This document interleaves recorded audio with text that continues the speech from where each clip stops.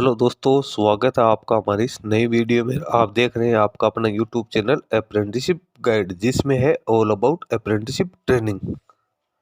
Central bank of India की जैसे ही apprenticeship का रिजल्ट जारी किया उसके बाद में मेरे पास बहुत सारे कमेंट्स आ रहे हैं कि सर हमें डॉक्यूमेंट्स क्या क्या लेके जाने। हालांकि इसके रिगार्डिंग मैंने एक वीडियो ऑलरेडी बना के डाल दिया, लेकिन उसके बाद में कैंडिडेट्स के बहुत सारे कमेंट्स आ रहे हैं। तो ये वीडियो स्पेशली मैं उन कैंडिडेट्स के लिए बना रहा हूँ जो कैंडिडेट डॉक्यूमेंट वेरिफिकेशन के बारे में सारी जानकारी पाना चाहते हैं। सारी जानकारी मैं डिटेल्स में आप लोगों को यहाँ पे देने वाला हूँ। जो जो डॉक्यूमेंट्स मैं बताऊँ वो आपको यहाँ पे लेके जाने जरूरी है। तो दोस्तों इसके लिए सबसे पहले जो इसका ऑफिशियल नोटिफिकेशन जारी किया गया था उसके ऊपर आपको चलना है, क्योंकि उसमें सारी डिटेल्स है आप लोगों को बता रखी है। इसमें लिखा हुआ document to be produce at the time of document verification oblique जो लोकल लैंग्वेज टेस्ट है, दोनों साथ ही होंगे। डॉक्यूमेंट वेरिफिकेशन के साथ ही आपका जो लोकल लैंग्वेज टेस्ट है वो भी यहाँ पे कंडक्ट किया जाएगा। तो सबसे पहले तो आपको वैलिड सिस्टम जनरेटेड जो प्रिंट आउट है एप्लीकेशन फॉर्म का वो निकाल के लेके जाना है। अब यह कैंडिडेट के सवाल आ रहे हैं कि ये प्रिंट आउट हम कहाँ से निकालें। तो दोस्तों NATS पोर्टल के माध्यम से आपने अपना एप्लीकेशन फॉर्म सबमिट किया था, तो NAPS पोर्टल पे आप एप्लीकेशन मैनेजमेंट में जाओगे तो आपको जो इसका एप्लीकेशन फॉर्म आपने अप्लाई किया था उसका प्रिंट आउट आपको निकालना है। जब इसके बाद में आपके पास में BFSI SSC की ओर से एक ईमेल आया था, उसके माध्यम से आपने अपना एप्लीकेशन फॉर्म है वो फिलअप किया होगा। उसका प्रिंट आउट या स्क्रीनशॉट आपने रख रखा है, तो आपको वो निकाल के लेके जाना है। NATS पोर्टल पे आपने जो रजिस्ट्रेशन कर रखा है उसका प्रिंट आउट निकाल के लेके जाना है, जिसमें आपकी एनरोलमेंट ID है वो स्पष्ट शो होनी जरूरी है। अब जिन कैंडिडेट ने प्रिंट आउट नहीं निकाला था BFSI SSC का एप्लीकेशन फॉर्म सबमिट करते समय, तो वो या तो जो ईमेल उनके ईमेल आईडी के अंदर पड़ा है उस ईमेल को ओपन करके उसका प्रिंट आउट निकाल सकते हैं, ताकि ये चीज़ इंश्योर हो जाए कि हाँ मैंने एप्लीकेशन फॉर्म सबमिट किया था। अब जिन कैंडिडेट के पास में वो भी ईमेल भी डिलीट हो गया, तो देखो उन कैंडिडेट्स के लिए तो एक ही ऑप्शन है कि NATS पोर्टल का जो एप्लीकेशन फॉर्म सबमिट किया था वही लेके जाए।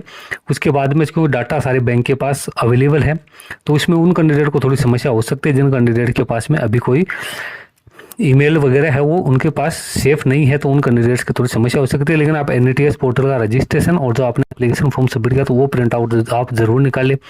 उसके बाद में आपको डेट ऑफ बर्थ का प्रूफ आपको लेना है, या तो आपको डेट ऑफ बर्थ का जो सर्टिफिकेट जारी किया हुआ है वो आपको लेके जाना है, या आपको जो 10th या SSC की HSC की जो मार्कशीट है जिसमें आपकी date of birth clear mention हो वो आपको यहाँ पे लेके जाने हैं।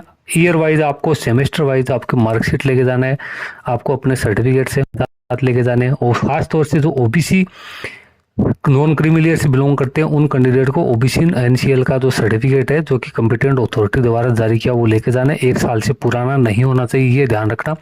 कई कैंडिडेट्स के कमेंट्स आ रहे हैं कि सर हमारा पुराना हो गया, तो उन कैंडिडेट्स को है अब नया बनवाना पड़ेगा। इसके अलावा कोई उनके पास ऑप्शन नहीं है, क्योंकि यदि आप पुराना पेश करते हो तो हो सकता है आपको डॉक्यूमेंट वेरिफिकेशन में रिजेक्ट वो कर दिया जाए। फिजिकल डिसेबल पर्सन है तो उनको फिजिकल डिसेबिलिटी का जो सर्टिफिकेट जो कि मेडिकल अथॉरिटी के द्वारा जारी किया वो आपको यहाँ पे लेके जाना है।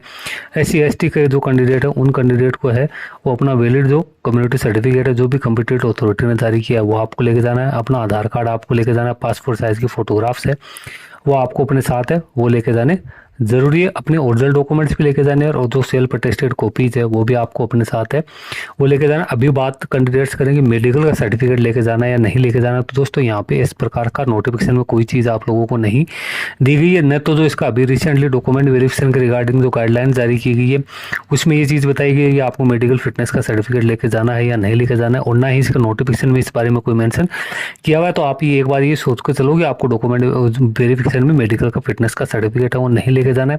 जब वहाँ पे बैंक को ज़रूरत होगी तो बैंक वाले या तो अपने स्तर से आपका मेडिकल एग्जामिनेशन करेंगे या आपसे वो है डॉक्यूमेंट वेरिफिकेशन के बाद में वो डॉक्यूमेंट्स है आपसे मांग सकते हैं। तो या आपके पास में यदि फॉर्मेट है NATS पोर्टल से आप डाउनलोड कर सकते हो, कहीं से भी आप डाउनलोड कर सकते हो। मेडिकल अप्रेंटिसशिप का सर्टिफिकेट है, मेडिकल का जो फॉर्मेट है वो आपको ऑनलाइन मिल जाएगा, उसको डाउनलोड करके आप बनवा सकते हो, अपनी सेफ्टी के लिए अपने साथ ले जा सकते हो ताकि बाद में आपको कोई भागादौड़ी नहीं हो। बल्कि इसकी डिटेल नोटिफिकेशन में कहीं पे भी ये मेंशन नहीं किया हुआ है कि आपको मेडिकल फिटनेस का सर्टिफिकेट है वो लेके जाना है। तो ये डॉक्यूमेंट्स है ये आपको लेके जाने जरूरी है, इसके बिना आपके है होगा नहीं। खासतौर से जिन कैंडिडेट के पास CGPA OGPA है तो उनको मार्क्स कन्वर्सेशन का सर्टिफिकेट है वो भी यहाँ पे लेके जाना जरूरी है, जो कि उनकी यूनिवर्सिटी है या फिर इंस्टीट्यूशन है वो इसको जारी करेगा। तो दोस्तों मैंने कुछ डॉक्यूमेंट्स बताए हैं जो आपको लेके जाने हैं। इसमें KYC के रिगार्डिंग तो आपके आधार कार्ड हो जाएगा, पैन कार्ड हो जाएगा, ये डॉक्यूमेंट्स है।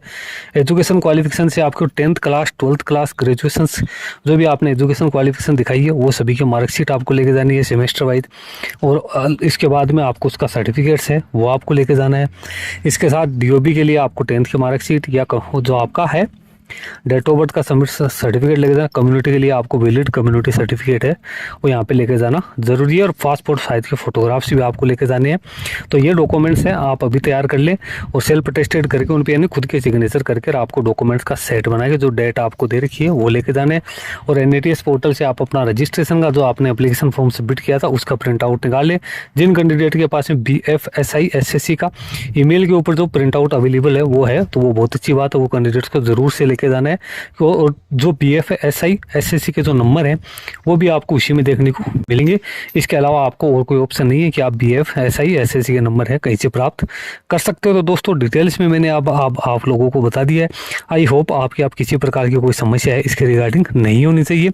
दोस्तों इस वीडियो में इतना ही। वीडियो अच्छा लगे तो लाइक शेयर करना, कोई क्वेरी या क्वेश्चन से तो आप हमें कमेंट करके भी बता सकते हैं। धन्यवाद।